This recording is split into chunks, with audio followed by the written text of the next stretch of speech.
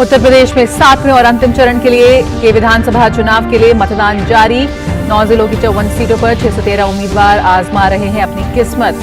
अंतिम चरण के मतदान के बाद 10 मार्च को आएंगे उत्तर प्रदेश सहित सभी 5 राज्यों के नतीजे।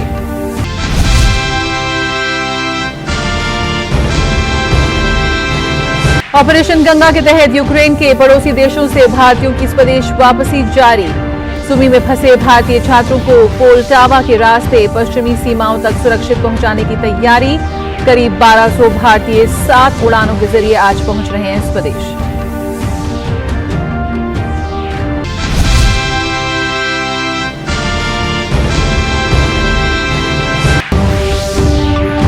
रूस और यूक्रेन के बीच जारी युद्ध के बीच रूस ने यूक्रेन के 4 शहरों में युद्ध विराम की घोषणा की। कीव, खार्किव, मारियोपोल और सुमी में की घोषणा। रूस ने फ्रांस और इजरायल के राष्ट्रपति के निवेदन पर सीज फायर का किया फैसला।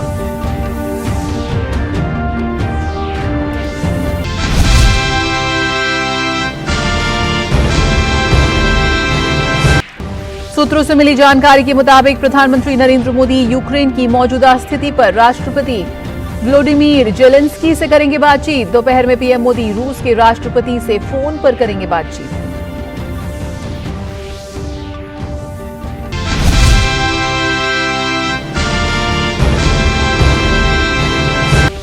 रूस और यूक्रेन के बीच तीसरे दौर की होगी वार्ता। रूसी हमले से यूक्रेन में उत्पन्न मानवीय संकट पर संयुक्त राष्ट्र सुरक्षा परिषद की भी आपात बैठक। अंतर्राष्ट्रीय न्यायालय आज और कल यूक्रेन रूस संकट पर करेगा सुनवाई।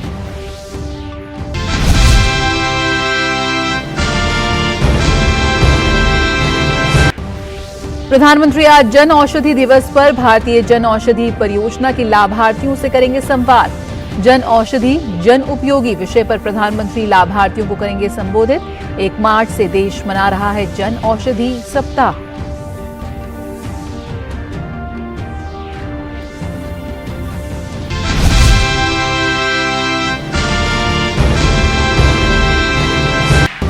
भारतीय महिला निशानेबाजी टीम ने ISSF विश्व कप में स्वर्ण पदक जीता। मिस्र के काहिरा में 25 मीटर पिस्टल स्पर्धा में राही सरनबोत, ईशा सिंह और रिदम सांगवान की भारतीय टीम ने सिंगापुर को 17-13 से हराया। इस टूर्नामेंट में ये भारत का 5वां पदक।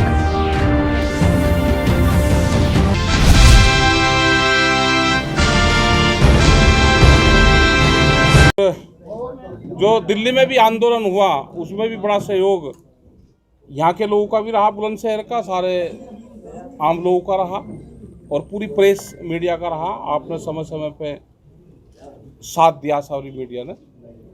दिल्ली में जो समझौते हुए थे भारत सरकार उस पर आ नहीं रही।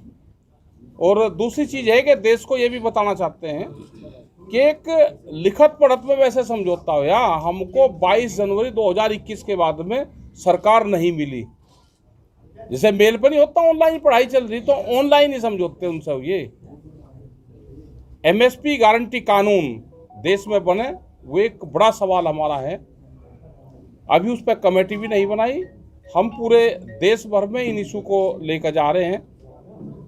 यहाँ पे भी आए क्योंकि अभी तक कहते थे जी इलेक्शन है, उसमें जा रहे इलेक्शन हो गए, सरकार किसकी बनेगी किसकी नहीं बनेगी उससे संबंध नहीं है। लेकिन ये है कि बहुत से हमारे सवाल हैं। जैसे यहाँ पे गन्ने की बेल्ट है, आलू की बेल्ट है, तो जो फसलें MSP जिनका भारत सरकार ने तय कर रखा है वे कम से कम डिजिटल से जोड़ दिया जाए उनको। मतलब पेट्रोल जुड़ेगा, हमारा मोबाइल चार्ज करना हो तो डिजिटल सा होगा वो। लेकिन गन्ने का भुगतान या दूसरे भुगतान वो 1 साल में होंगे। तो एक तो हमारी बड़ी डिमांड ये रहेगी कि जो गन्ना और हमारी फसलें हैं वो 11-11, 13-13 महीने में भुगतान ना हो उनका, वो ऑनलाइन हो जाए, वो हमारा ऑनलाइन हो।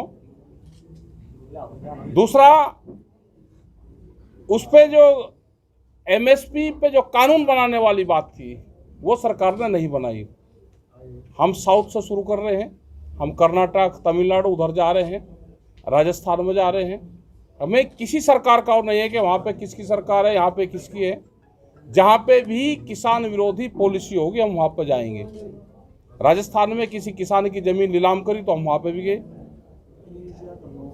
हरियाणा में भी जा रहे, पंजाब भी जाएंगे और उत्तर प्रदेश में भी, सब जगह हम जाएंगे। सरकार को काम करना पड़ेगा। सरकार हर जगह वोट तलाश कर रही है। अभी यूक्रेन का जो मामला है उसमें भी आदमी निकाल नहीं रहे वहां से बच्चों को, जो अपने आप आ रहे बॉर्डर से, जो खुले बॉर्डर है वहां से लेकर आ रहे, उनके साथ फोटो खिंचवा के देश की जनता को ये कर रहे हैं कि भाई हम लेकर आ रहे, मतलब हर रोज उनको दिखाना है। चर्चा मंत्री उनके लग रहे हैं।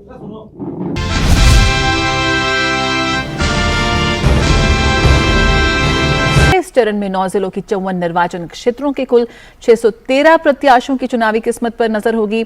जिन जिलों में मतदान होना है उनमें आजमगढ़, जौनपुर, वाराणसी, चंदौली के अलावा गाजीपुर, मिर्जापुर, सोनभद्र और भदोही शामिल हैं। चंदौली और सोनभद्र जिले में कुछ निर्वाचन क्षेत्रों को छोड़कर मतदान सुबह 7 बजे से शाम 6 बजे तक चलेगा।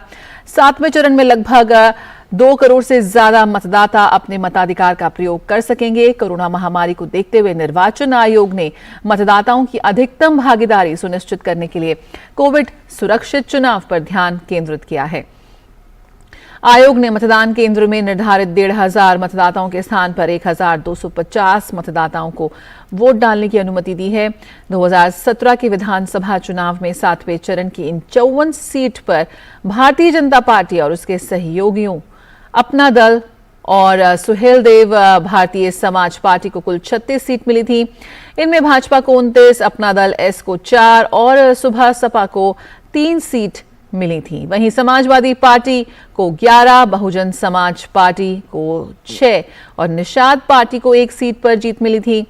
पिछली बार 2017 में अपने दम पर लड़ी निषाद पार्टी इस बार भाजपा के साथ गठबंधन में है, जबकि सुभा सपा ने सपा से गठबंधन किया है।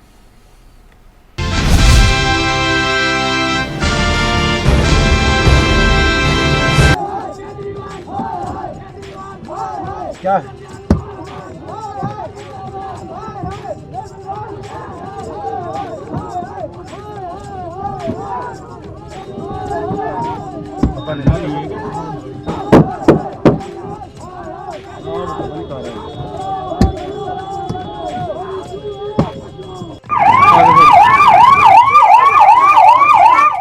ये वीडियो आम आदमी पार्टी ने अपने ट्विटर हैंडल पर शेयर किया है, जिसमें कुछ कथित गुंडे दिल्ली के स्वास्थ्य मंत्री सत्येंद्र जैन की गाड़ी पर हमला करते हुए दिखाई दे रहे हैं और भरपूर गुंडागर्दी चल रही है।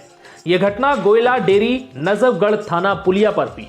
आपका आरोप है कि सत्येंद्र जैन पर हमला करने वाले कोई अनजान नहीं बल्कि बीजेपी के ही गुंडे हैं। आप देख सकते हैं कि इन लोगों के हाथ में काला कपड़ा है, जो विरोध के नाम पर दरअसल गुंडागर्दी पर उतारू है। विरोध का यह तरीका साफ जाहिर कर रहा है कि ये किसी गुंडागर्दी से कम नहीं है। दिल्ली के सीएम अरविंद केजरीवाल ने इस वीडियो को ट्वीट किया और लिखा, ये भाजपा है, निहायत गुंडों और लफंगों की पार्टी। जब ये हार रहे होते हैं तो अपनी औकात दिखा देते हैं। इन्हें जनता इनकी औकात बताएगी।